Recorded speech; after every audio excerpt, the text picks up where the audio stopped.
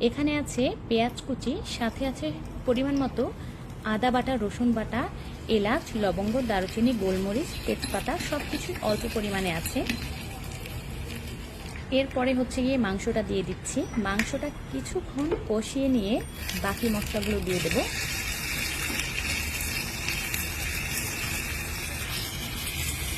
দারুণ মজাদার একটি রেসিপি। এখন দিয়ে দিচ্ছি তেহারির মশলা, কাঁচামরিচ এবং পরিমাণ মতো লবণ। আমি লবণটা একেবারেই দিয়ে দিয়েছি। যখন পোলাও চাল অ্যাড করব তখন কিন্তু আলাদা করে আর লবণ দেব না। এখন দিয়ে দিলাম টক দই। এবার খুব ভালো করে মাংসটা কষিয়ে নেব। মাংস কষানোর ক্ষেত্রে আমি পানি ব্যবহার করিনি, একদম অল্প আঁচে ঢেকে দিয়ে বারবার নেড়ে নেড়ে আমি মাংসটা একদম সেদ্ধ করেছি। খুব ভালো করে রান্না করেছি, পানি ব্যবহার করিনি।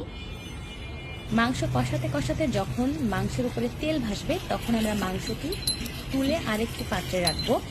দেখতেই পাচ্ছো মাংসটা কত সুন্দর কালার হয়েছে এবং উপরে খুব তেল ভাসছে। মাংসটা উঠিয়ে আরেকটি পাত্রে রাখছি এবং এই তেলেই হচ্ছে আমি চালটা ভেজে ফেলবো। সম্পূর্ণ মাংসটাই আমি আরেকটি পাত্রে তুলে ফেললাম। পাতিলে এখন তেল এবং মশলা আছে। এই তেল মশলার মধ্যেই পোলাও চালটা দিয়ে খুব ভালো করে ভেজে নেব।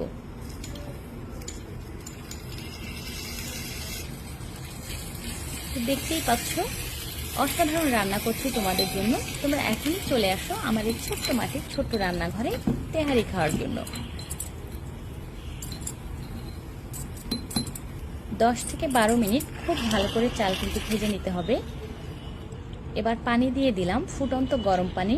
যতটুকু পরিমাণের চাল দিয়েছিলাম তার ডবল পানি দিয়ে দিলাম। এবার দিয়ে দিচ্ছি পরিমাণ মতো লিকুইড মিল্ক।